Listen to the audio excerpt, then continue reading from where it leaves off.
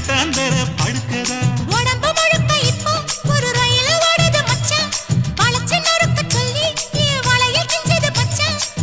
அடடா அல்வா துண்டு இடுப்பு போங்கிடுப்பு அழகா பத்தி கிச்சி நெருப்பு